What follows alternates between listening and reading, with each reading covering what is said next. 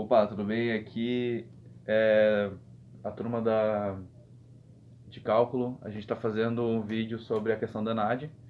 E eu sou Moisés. Eu sou Mariana. Eu sou o Davi. E agora vamos falar sobre a questão. A figura a seguir exibe um grafo que representa um mapa rodoviário, no qual os vértices representam cidades e as arestas representam vias.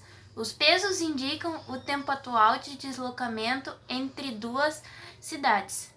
Considerando que os tempos de ida e volta são iguais para qualquer via, avalie as avaliações a seguir acerca desse grafo. Primeiro, dado o vértice de origem I, o algoritmo de Dijkstra encontra o menor tempo de deslocamento entre a cidade I e todas as demais cidades do grafo. 2. Uma árvore geradora de custo mínimo gerada pelo algoritmo de Kruskal contém um caminho de custo mínimo cuja origem de I e cujo destino é K. Terceiro, se um caminho de custo mínimo entre os vértices I e K contém o vértice W, então o subcaminho de origem W e o destino K deve também ser mínimo. Primeira afirmação. Dado o vértice de origem I, o algoritmo Dijkstra encontra o menor tempo de deslocamento entre a cidade I e todas as demais cidades do grafo. Certo. O algoritmo de Dijkstra, ele funciona da seguinte forma. O vértice de início, no caso o vértice I, ele começa com a distância zero. Todos os demais vértices, eles têm uma distância desconhecida chamada de infinita. Para cada vértice vizinho que não foi visitado, esse algoritmo ele vai visitar o vértice conhecido como a menor distância do vértice que ele começou, que é chamado de vértice atual. Neste caso aqui, como ele começou em I, a menor distância é o 1. Então ele vai ir para este vértice. Para cada vértice não visitado deste vizinho, no caso deste vértice, ele vai calcular a distância entre o vértice inicial, nesse caso aqui vai ser 0 mais 1, vai ser 1. No caso, essa distância é 1.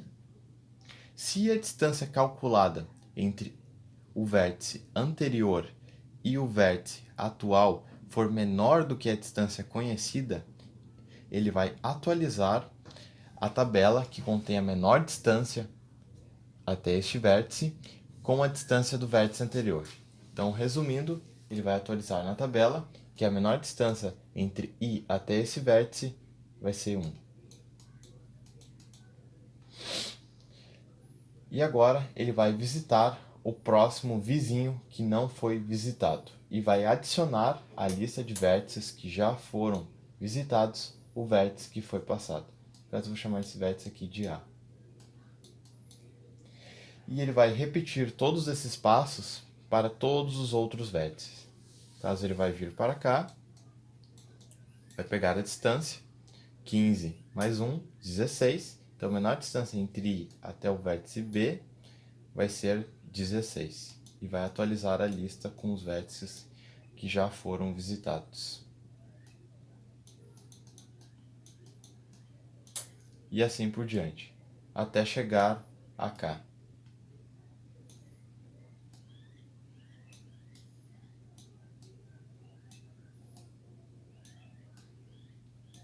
Dessa forma, o que se diz na alternativa que o Dijkstra ele encontra o menor tempo de deslocamento entre a cidade I e todas as demais cidades do grafo.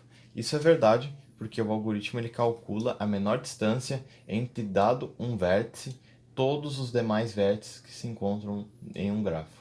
Portanto, quando a execução do algoritmo terminar, será conhecida todas as menores distâncias entre todos os vértices do grafo. Portanto, essa alternativa é verdadeira. A afirmação número 2, ele diz que uma árvore geradora de custo mínimo gera pelo algoritmo Kruskal, contém um caminho custo mínimo cuja origem é I e o custo destino é K. Bom, ele está dizendo aqui que ele quer saber o custo mínimo. E o algoritmo de Kruskal, ele basicamente, ele começa pegando pelos menores valores que ele encontrar. Por exemplo, ele vai analisar todo o gráfico. Um número que ele poderia começar, nesse caso seria 1.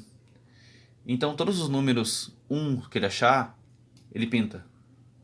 Ele vai pintar. No caso aqui,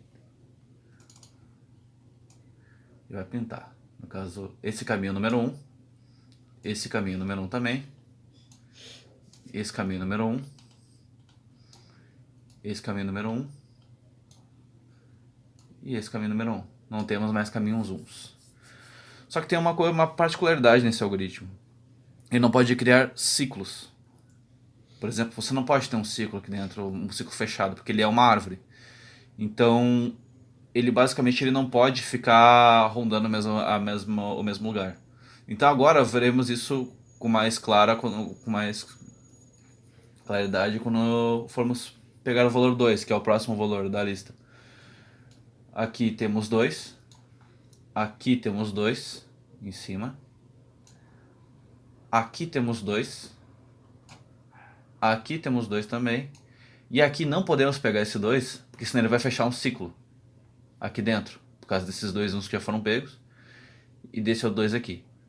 Então, é correto afirmar que ele vai pegar o menor caminho entre I e K, porque esses dois caminhos, eles foram criados pelos dois menores números encontrados.